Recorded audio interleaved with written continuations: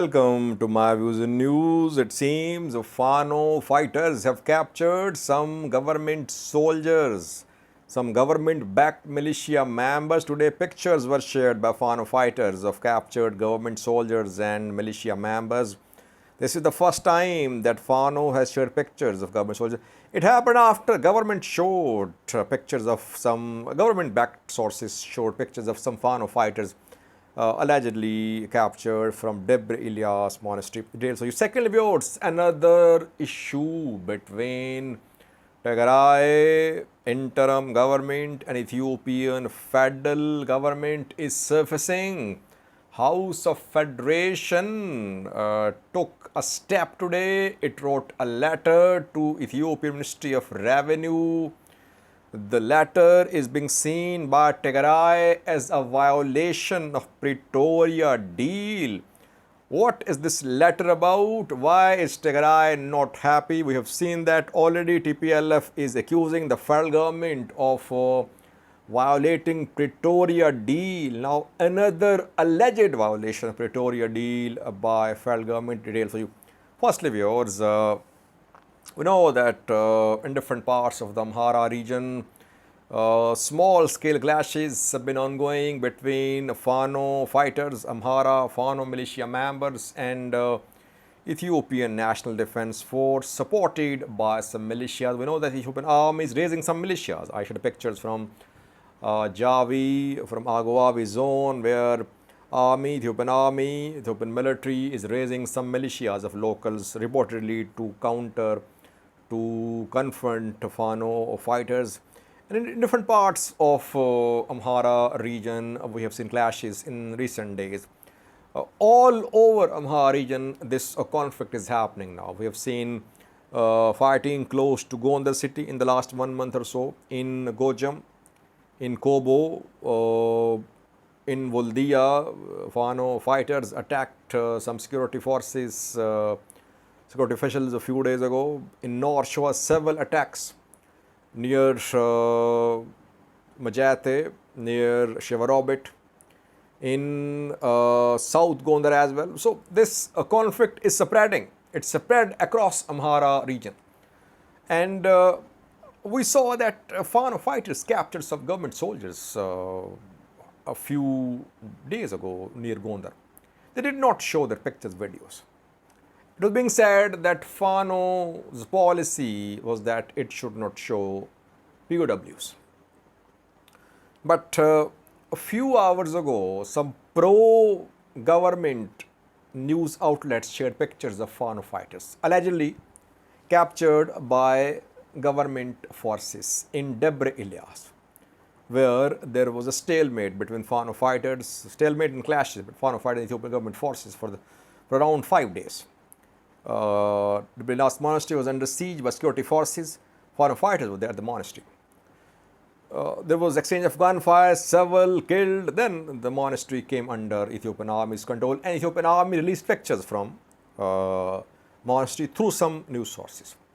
The pictures showed Fano fighters captured from the monastery, their weapons too, and some tunnels, fortresses, and bunkers built there at the monastery.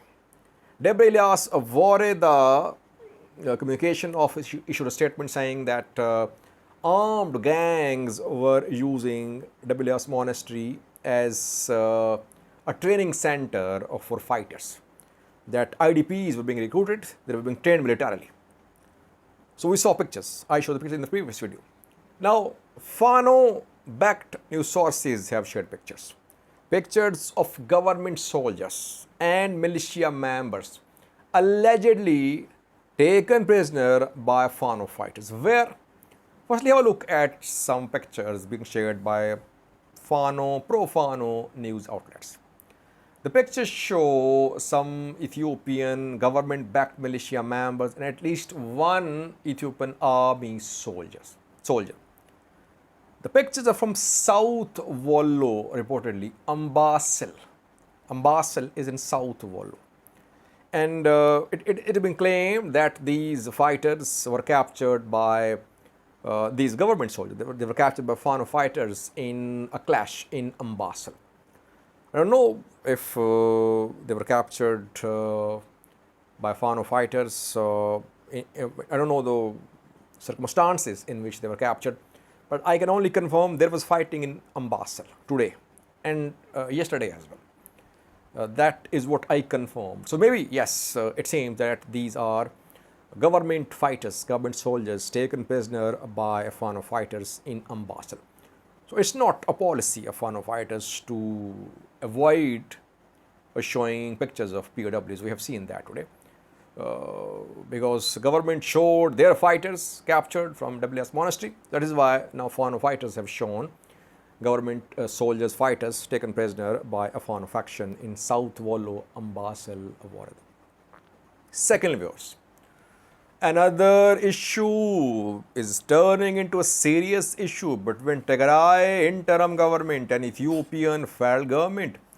Tigray authorities are calling it a violation of Pretoria deal. Already we are seeing tensions between Tigray People Liberation Front and Ethiopian federal government. TPLF accused NABE, National Election Board of Ethiopia, of violating the peace deal when NABE refused to restore TPLF as a political party. TPLF wrote a letter to mediators, to African Union. TPLF refused to apply for a new registration. NABE refused to unfreeze TPLF's properties as well. Now, a new issue is surfacing. Ethiopian federal government collects taxes. This tax revenue is then disbursed among regions according to an agreed formula. In the around 2-year long war, even before that, Tigray regional government was not being given its tax revenue by federal government. Before the start of Tigray war, this tax revenue had been withheld by federal government. And then Tigray held elections, regional election, rejected by the federal government, federal parliament, and then war started. For the last 2.5 years, till a few months ago, Tigray did not receive any tax revenue from the federal government, which could be several 100 million birrs. Pretoria deal was signed. Tigray was hoping to get its revenue for the last 2.5 years. But now a letter is being circulated, written by Ethiopian House of Federation. House of Federation wrote a letter to Ethiopian Ministry of Revenue that Tigray is not eligible for tax revenue of the last 2.5 years, because back then Tigray was fighting a war. It was not part of federation. So that is why Tigray should only receive tax revenue after Tigray started receiving its budget, which happened a few months ago. So 2.5 years revenue is being denied to Tigray. And Tigray is protesting. Tigray authorities say it's a violation of Pretoria deal. By the way, who is the head of House of Federation? Who is the Speaker of House of Federation? Speaker of House of Federation is Agane Tishagar. Agane Tishagar is former Amhara region's president. When Tigray fighters were in Amhara Far regions, when they entered Amhara Far in July 2021, he was Amhara region's president. Tigray fighters were sweeping across Wollo. They managed to reach South Wollo, North Shore, Oromia Special Zone. He was the president. Later, he was appointed as the Speaker of House of Federation. Now, he is against disbursement of last 2.5 years tax revenue to Tigray. Tigray is protesting. Let's see how this issue is resolved. But Tigray was hoping to receive this money because obviously Tigray needs lots of money. Tigray needs money for reconstruction of schools, hospitals, everything destroyed in Tigray. People totally reliant on aid, and aid suspended. USAID, WFP suspended aid to provision. So challenges for Tigray. IDP is there too. Let's see how this matter is resolved.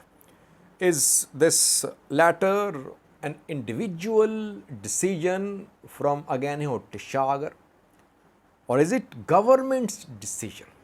By the way, government is also in financial crunch. It is in need of a bailout package for financial survival. Tigray is trying to get aid from its Western American partners. Some are helping Tigray. Maybe that is why federal government has decided to refuse this tax revenue in the last 2.5 years. Let's see what happens. So far, the issue is turning into a serious issue between Tigray regional government and Ethiopian federal government reportedly. Thank you for watching.